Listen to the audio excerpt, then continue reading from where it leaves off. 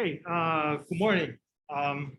What I'd like to do today is, so on Monday afternoon, I quickly showed, oh, sorry.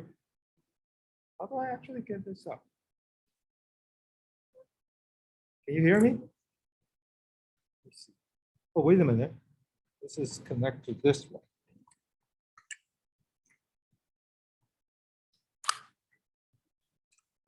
Technical issue. I don't believe I broke this, but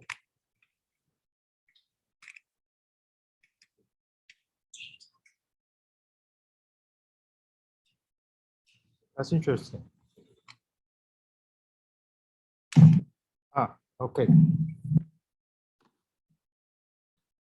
So on Monday afternoon, I quickly show a demonstration about what the result of homework assignment number 3 should look like. I mean, don't worry.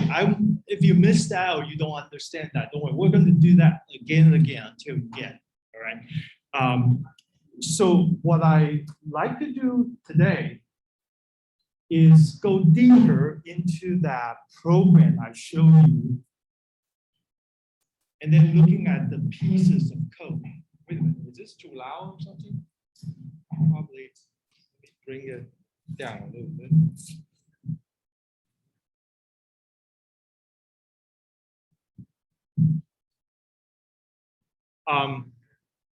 Well, I'd like to show you a little bit about how to connect the scenario that what you're supposed to do and what's the relevance code in the reference implementation, especially for those code who were generated by the RPC stuff, which is the code generator based on that specification you give for remote procedure call. So just a very quick cap about what we're supposed to do. So I show a more complicated scenario on Monday afternoon, but now I try to simplify a little bit. Just 2 programs. One is a client program. One is the server program.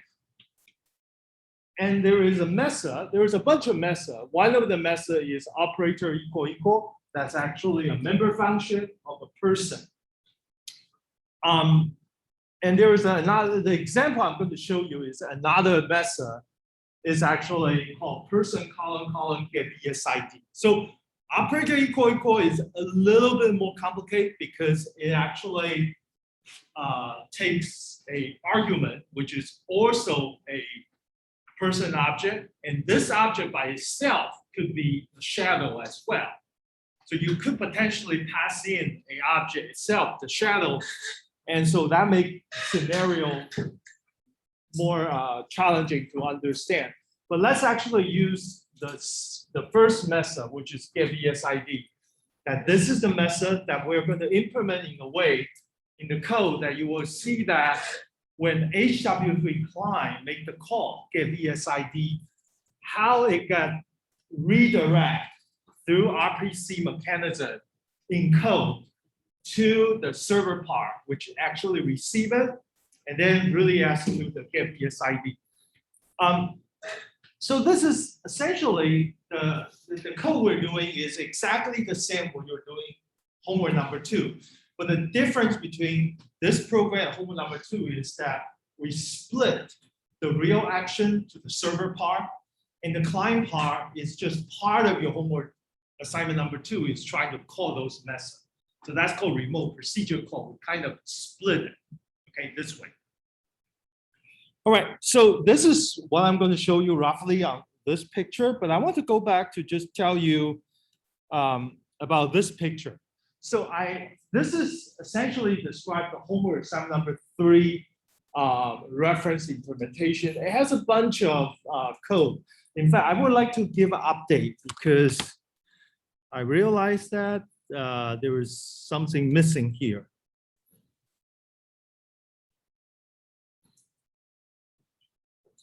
This 2 actually has 2. Yeah, this 2 has actually 2. So I want to.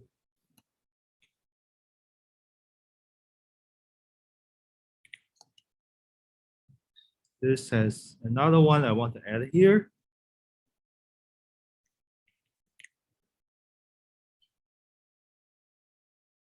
I want to change this to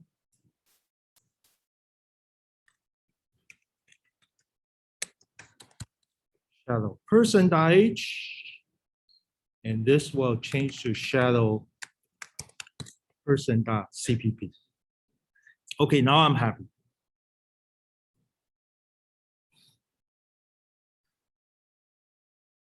So this essentially represents the homework number 3 implementation, and some of that already included in the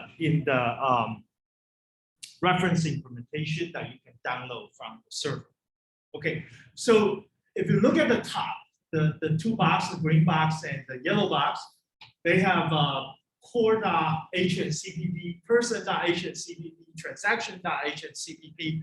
Those are, just recap what I said, those are essentially for homework assignment number 2. But we extended a little bit. First, I pulled out something for core so I can describe the location, like a URL, for each of the object, for me to distribute the object. But essentially, they're representing exactly the same information. So over there, but the other thing which is different in homework 2 versus homework 3 is that in the transaction.h and transaction.cpp, for homework 2, the flight is not a by itself, it's a class. If you look at the update version of a transaction.cpp, transaction.h, you will see that the flight is already singled out as a separate class. It's a subclass, derived class from the transaction class. So those are essentially the same as your homework assignment number 2. And here is a trick. So the middle part is all about the middle part of those files. Hw3 server.h.cpp, Hw3 client.h.cpp. Those are the one that's actually going to make the RPC happen, or is going to show you a driver code for that. And those codes, especially those .h file, which I will show you example, those .h file is directly generated by the JSON file specify the remote procedure call. This file is ecs36b _ homework 3. So just show you this again in case you haven't seen it last time. So this is, let me make this bigger.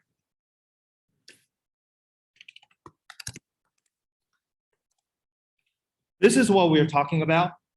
This is the JSON format, and I talk about JSON, what it looks like. There's 4 different syntax elements, which is bracket, curly bracket, double quote, and the colon. That's it.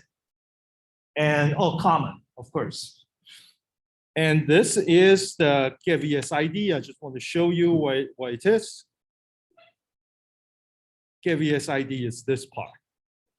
So this subject JSON object that contained in the array of the remote procedure call I like to make represent all the information that the RPC stub compiler take it from this JSON and generate Hw3 client.h and Hw3 server.h. So this is essentially the element that will specify the detail about the call themselves. Okay, so not this one. Where is my, oh, here.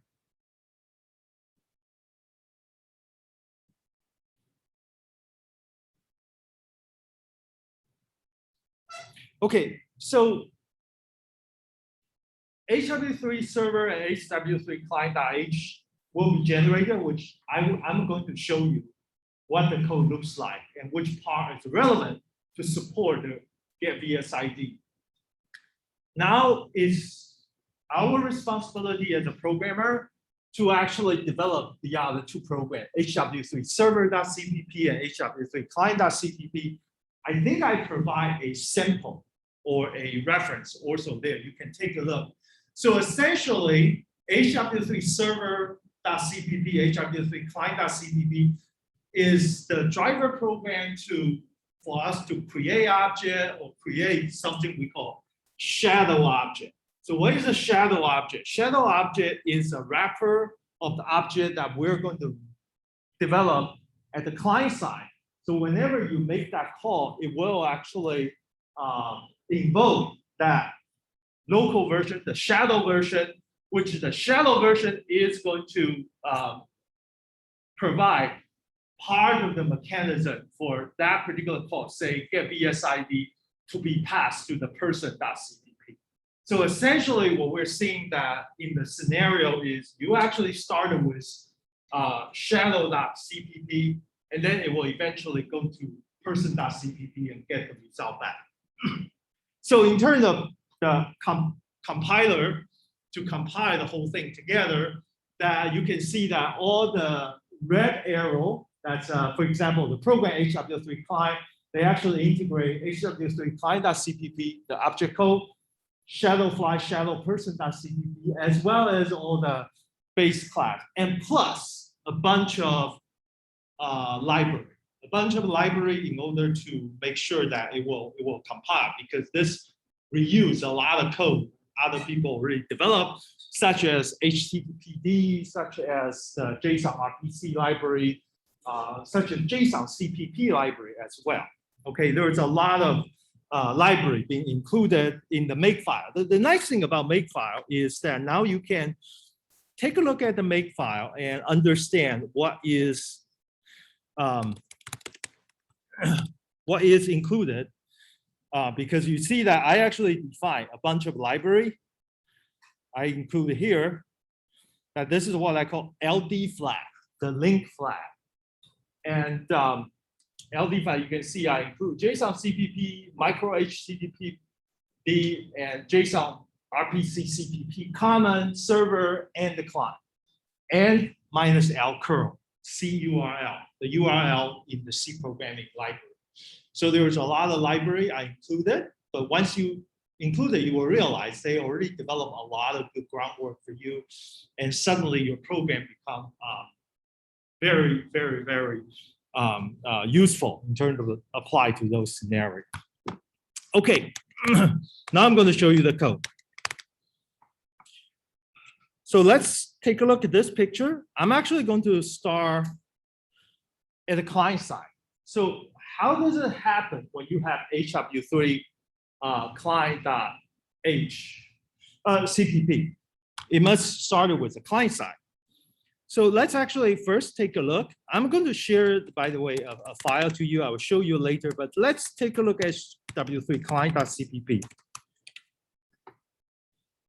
Okay, so this is a Hw3 client.cpp. If you take a look, it's really just some kind of simple program, main function. It's not complicated at all.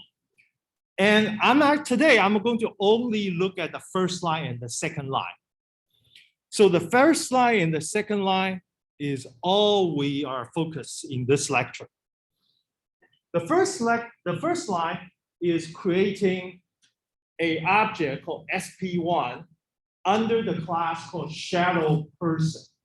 So shadow person is an object, it's a subclass of person.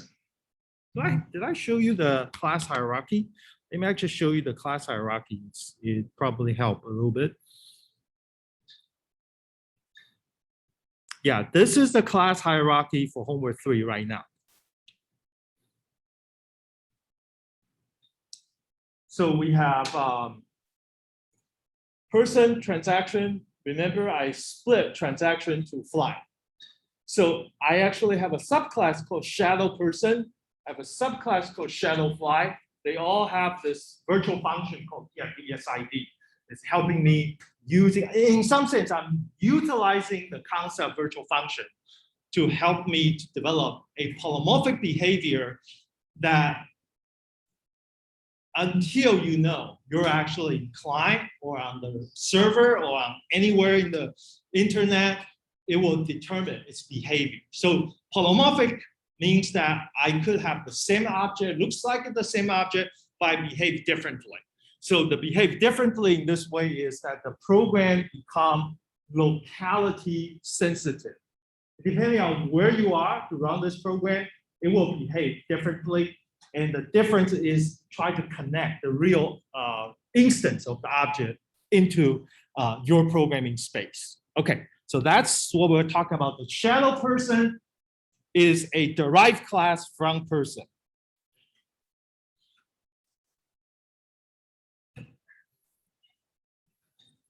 Okay, so this two line, the first line is just a constructor for that shadow object.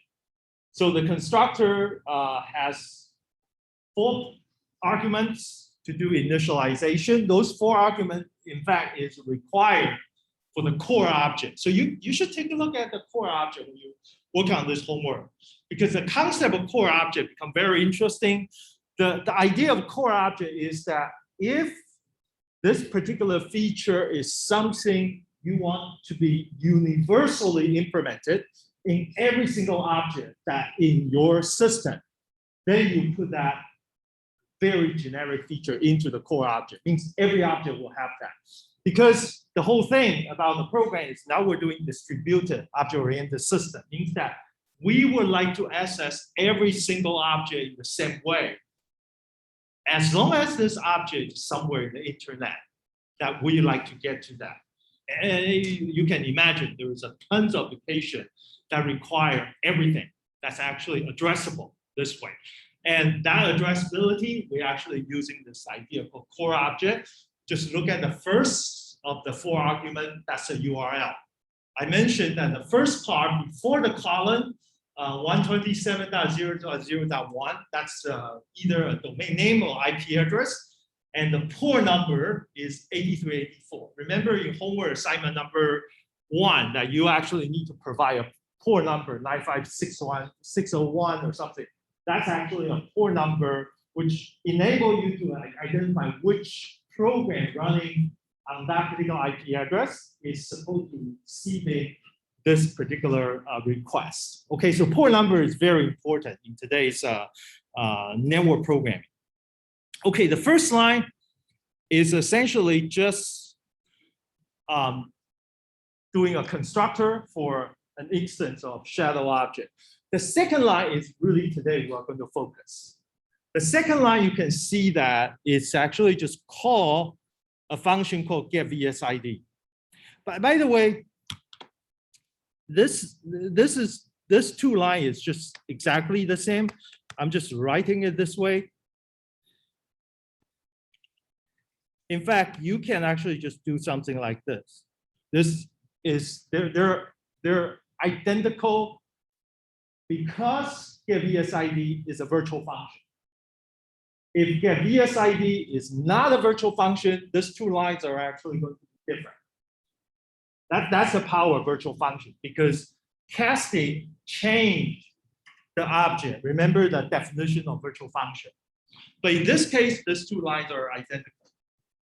I'm just using this for illustrating. No matter how you cast this object, it should behave as the method linked to this object when it was originally created. Because this object was just created the line before, that's SP1. So it's a shadow, so it should behave shadow. Okay, so that's the, okay, any question? All right, so I'm not going to look at this file anymore because I already kind of cut and paste to just have one single file to contain all the information. And so it's probably easier for you to just follow this. I'm actually going to share this file with you, send it to you. So I basically cut and paste every single line of code that I'm going to show you that through this, so you will actually have a more focused view on what we're talking about. What? Can I move? Ah, okay, now I can move. I'm happy. So what I did just show you is this 2 lines of code, which is I copy this code from Hw3 Client Cpp, and it basically call that function as I described. Okay, that's the first two lines. So now I want to tell you where get_vsid is defined. Now it's different. You probably already know that in person.h, it has the definition of get_vsid. But also in shadow underscore person.h, because it's a subclass, it also have get_vsid. So that particular line says a virtual std colon string get_vsid. That particular line appear exactly in both files, in person.h and shadow person.h. And now we have the keyword virtual to specify it's a virtual function. Okay, now we're looking, because we know this object was created as a shadow person inside a person. So the function is going to naturally sit in shadow person.cpp. That's why I'm going to show you this piece of code, shadow person.cpp. Okay, by the way, let me show you what the person.cpp get_vsid looks like, so you can actually contrast.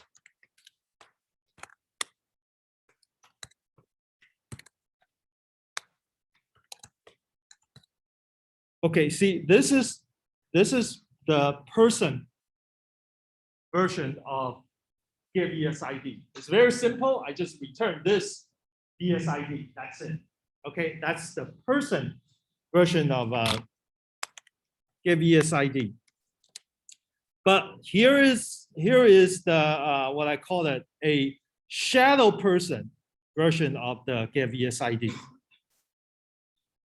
It's a lot longer because it's actually preparing for the wrapping, preparing for the RPC call. But let me tell you that once you know how to do one, every single one will look not exactly the same, pretty much the same. Let me just show you, for example, this is a get_vsid. Okay, let's actually take a look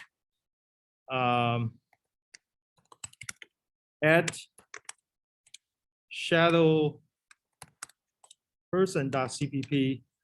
So that was get_vsid, but this is operator equal. You can see that their framework is the same. This three line is exactly the same. This line is exactly the same, except it's my client.operator equal. And basically you put in the parameter, and then the rest are the same as well. Those are essentially the same. So the reason for me to show you this is that once you know do one, it's just repeat the same work with final very small changes to actually make everything to work. Okay, so let's actually look at this get_vsid. The first two lines is essentially set up the client, because I'm actually going to communicate with where the object really is. So I'm actually going to set up the client. But have you noticed that I'm actually doing this to the host URL? That's where's the host URL? Where I define host URL? Do you remember? I actually talked about that very, very lightly earlier in this class. Yes, exactly. The core object has that URL. Very nice. Yeah. So exactly why we do core object, because we would like to have a capability. We can actually just call HTTP client, just like pretty much use a browser to access any resources on the internet. It's exactly the same way to just provide a URL. And okay, now I want to tell you there is a little bit difference here. So this URL is actually defined as a string class, as a string in C++. There's a difference with C programmer and the C++ programmer is that string in C is just character star. It's a bunch of character ended with a null string, null character, which is \0. So that's called C string. But string class in C++, they add more stuff into that. They make it more comprehensive. and easier to use and less chances for you to make a mistake like we made in the C programming. By the way, there are so many segmentation faults when you handle C string. Well, however, that the program that's actually in the HTTPD, micro HTTPD, the way they do it, probably because they want to be compatible, they actually use C string instead of using C++ string. That's why you see this function here. I'm actually taking this host URL. Let's actually take away this host URL, core.h. If you look at core.h, the host URL is actually the C++ string. It's std : string. That's a C++ string, not C string. So that's how the host URL was defined. Therefore, I need to do a conversion between C++ string to C string. So this is so useful that this routine just let you know that it's very easy for you to convert one way or the other. But this is the way how you convert a C++ string to a C string. Just essentially look at the string, you see that this .url, this to the host URL is the C++ string. Just call the member function. There is a member function called C string, C_str. I mean, by the way, if you look at my code, I use this so many times. This is probably the most frequently used function that's actually for my program, because when I connect the world between C++ and C, I just need to do this to convert the object-oriented version of the string into the original C string. Okay, so look at that C_string. If you never saw that, it might confuse you, but you just use a few times, you naturally will know. He's your good friend. Okay. All right, the first line is just creating an HTTP client. The second line is actually want to create a my client Hw3 client. Okay, where's Hw3 client declared? Later, maybe I'll show you first. So I'm actually creating an instance from this definition of Hw3 client. And the Hw3 client is defined in Hw3 client.h, as you can imagine. So Hw3 client is like this. Define a class for Hw3 client. That name was given in the compiler line. Let me actually tell you how he got this name. Hw3 capital C client. Where did it get the name? It's actually from Makefile. From Makefile, whatever you want to have a command line. So there is a rule. One of the rule is called Hw3 client.h, means that I'm actually trying to generate a target called Hw3 client.h. And look at the line. I invoke the command. Oh, by the way, dependency is ecs36b, Hw3.json. And then this is the command. Json Rpc stub is the Rpc code generator, the program. And then the input is actually Hw3.json. And then this is how they got the name. I specify CPP server to be Hw3 capital S server. And then minus CPP client is Hw3 capital client. Okay, that's the name I'm given to that class that I'm actually accessing at the top window, Hw3 client.h. Okay, that's how they got the name. Okay, once they got the name, it basically now is inheritance. Now you see that we're using inheritance a lot in our code. Is just do public Json Rpc client. So Json Rpc is the library you need to work with for homework assignment number 3, 4, 5, 6, 7. And it basically, the class that you need to inherit is under the whole cluster of the class called Json Rpc. Under the Json Rpc cluster, in the class hierarchy, you have a one particular class called client, and we're inherited from that client. Okay, just to let you know that you pretty much see all the code, it says public. That's why I said you could have public, protected, private. For all the code I have been developed, I've never seen people using anything other than public, to be honest with you. I mean, I don't think I see even once. That's why I said in programming language, there's a feature, but people don't use it. If people don't use it, you don't really have to spend too much time into that, unless at the time you need to use it, then you learn. I'm just telling you, this is a general principle of learning programming. I mentioned to a few of you in the class, I actually say, number one, learning a programming language is very different from learning calculus. It's more like to learn English or whatever foreign language you want to learn. You need to speak, you need to talk, you need to listen, and then you will learn that language. You don't need to go through the whole 600 pages of textbook describing every single possible syntax in this language before you talk.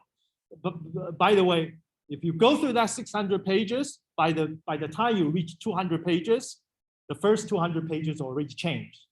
Just think about how C++ actually got changed. So in the programming, it's very empirical. It's not like mathematics, which is pretty much fixed in the physical world. It's a virtual world, so it's keep changing. Okay, just to let you know. So that's why looking at code like this is generated by a compiler. It really helps you to think about what professional is using the code, what kind of code they generate, why they're doing that. You learn a lot from this kind of experience. Okay, all right. So Hw3 client, it have a bunch of things, but there is a one function called, it's generated. It's called get vsid. Where's get vsid? Operator equal. Yeah, here is get vsid. I think I just missed it. This part.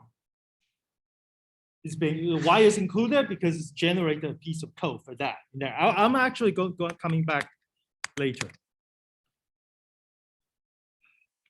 Okay, I'm actually here. Get vsid. So this is this piece of code you can find in shallowperson.h. So now let's look at shallowperson.cpp, which is the code you're going to really implement. Oh, we're already here. I kind of forgot. I'm sorry. Okay, we're here. And we already done this line. So this line, you know where it's coming from. This line is from my client. My client is Hw3 client, which is defining Hw3. Let me just make a note here so you know where they're coming from. This is actually from Hw3 client.h. Excuse me. Sorry. Getting too exciting when I'm doing code. I'm allergic to code. I'm sorry about that. This is from micro HTTPD, right? Okay, so that's basically where they're coming from. Now you understand. Now the real part is that, okay, this is the JSON. We're going to teach you more about JSON programming.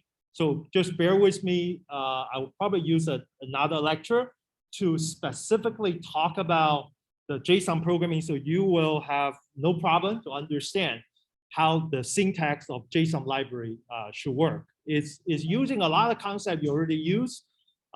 It's fascinating. You can handle things much easier compared to, say, homework assignment number 1.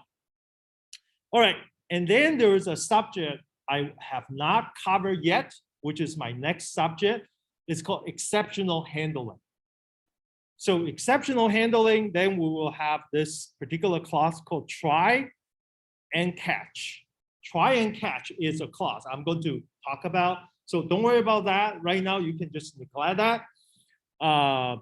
But the inside of that exceptional handling block if you really make the call. So remember, we call this my client.h, sorry, my client, and then we just call my client.get VSID, and then with a bunch of parameter that you actually get it from the core object. You see that everything is C string. I put it here because that library is taking everything as a C string. Okay.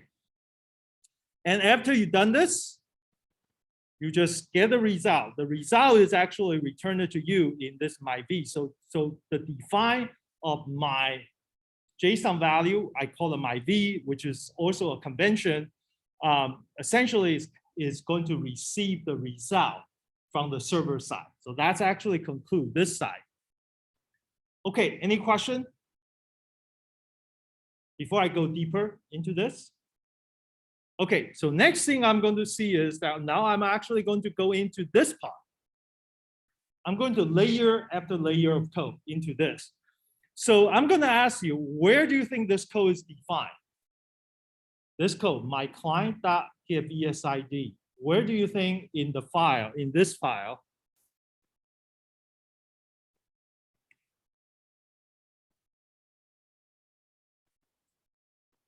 Where do you think that my client .getVSID, the implementation of that will reside? In which of the files?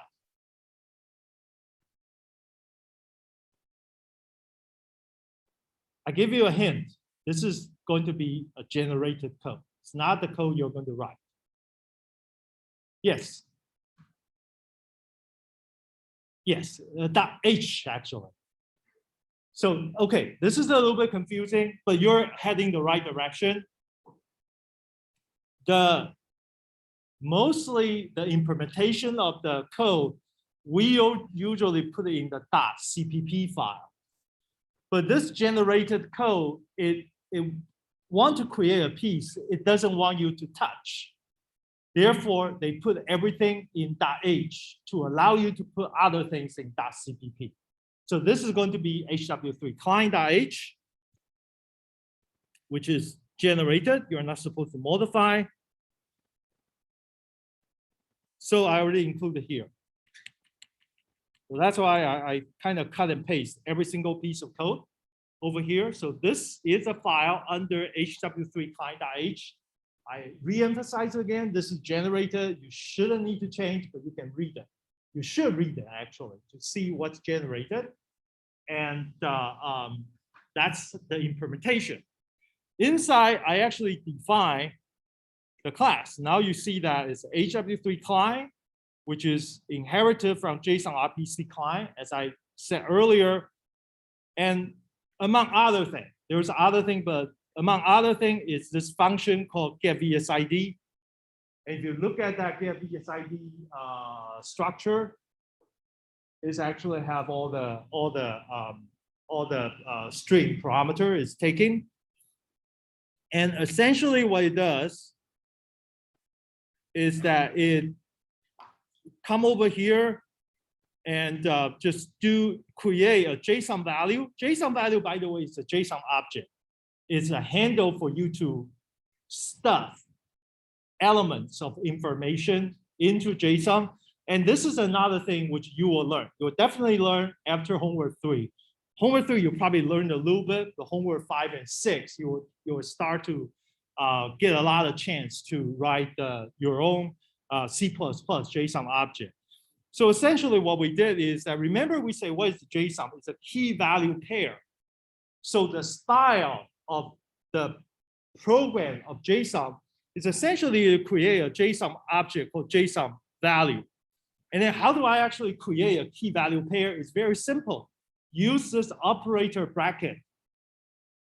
And basically inside the bracket, you put the key. So inside that bracket is always double quote because the key. And then on the right-hand side of the assignment, you put whatever you want to put it in.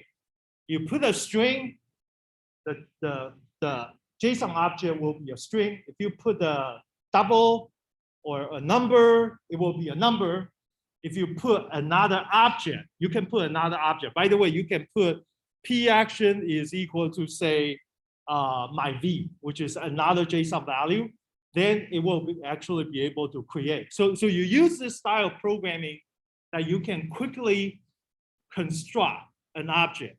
So I actually show you this part the other day, but I just want to show you again because this is the real world JSON object we're dealing with. And you can think about, it looks really complicated, but if you do the programming I show you, it's actually going to be really easy to construct an object that looks like this. So this is the Facebook object from a particular Facebook post long time ago when I taught ECF30. This was before 36A was created. And then we actually talk about how do I share a particular message on Facebook to allow students to make a comment. And then we look at the JSON to represent that Facebook object that Facebook actually used to transmit to your mobile app, your application. And the object will look like just like this. It's a bunch of what we call key value pair. The key is always a string with double quote. The value is after that column. It could be a string, could be a number, and could be Boolean. And it could be another JSON object or another array of JSON objects. So that's essentially a construction to represent any kind of information you would like to organize. So for example, the first key value pair, if you look at that, is ID, is identifier. And ID is a key, and the value is also a string. By the way, the string has two parts. The first number underscore the second number, that is actually Facebook specific. The first number represents the page or the Facebook group ID. The second one is a post ID. So that's why it's a concatenation of a page ID and the post ID. Ooh, I really messed up the microphone today. Can you hear me? Can you hear me from the mic? No?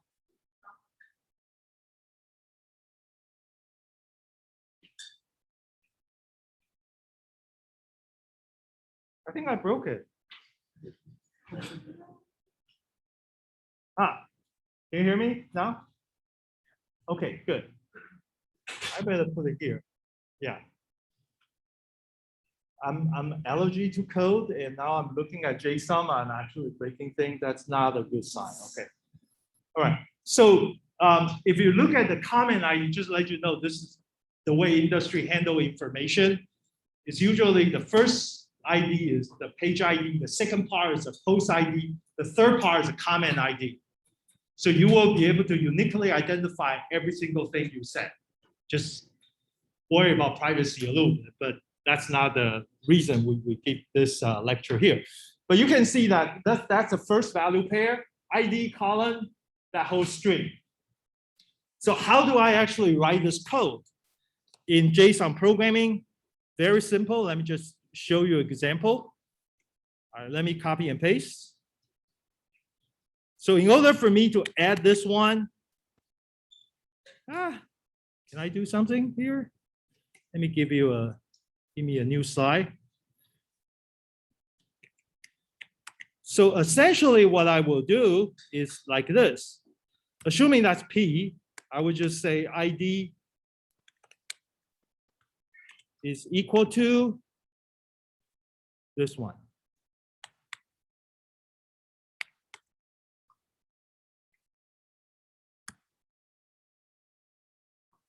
I make this a little bit smaller.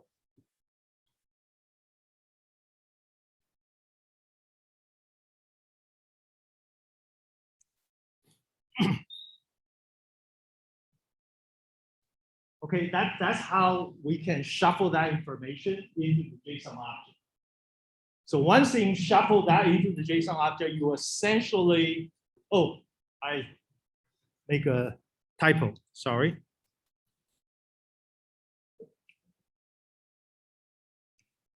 This will not compile. This will compile.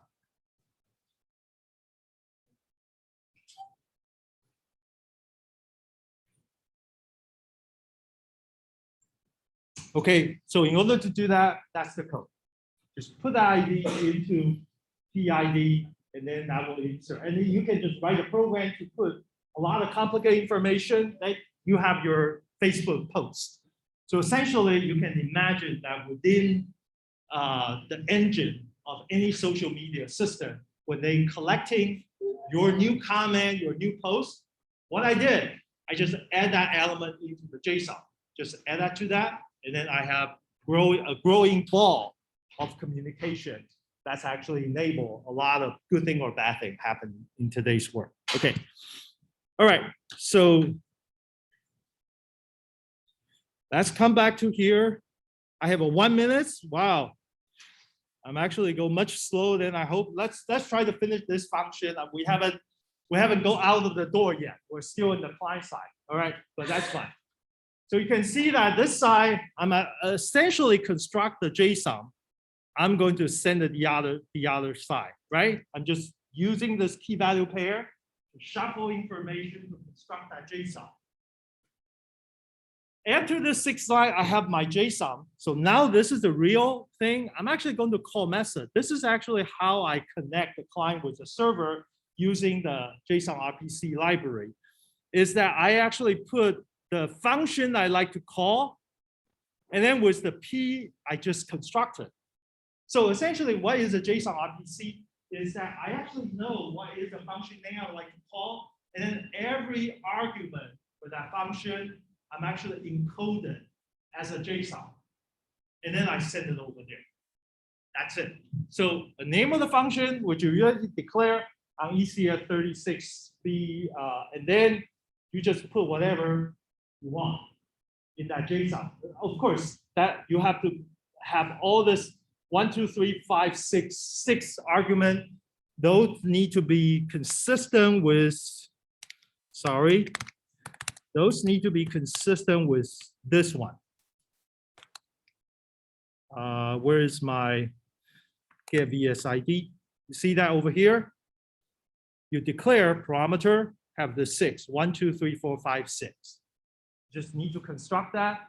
Then basically, the RPC can check whether you actually did the right thing. And then, oh, by the way, this piece of code is not even, you don't need to write the code. Sorry, I actually messed up. This is actually generated. It's generated from here. That's how they actually pick up the name. Okay. All right. So I think I finished about 50%. I would like to finish with this file. I'm going to send the file to you so you can actually take a look at the code yourself. Okay. So I will see you tomorrow. Tomorrow, 2 to 5, office hour.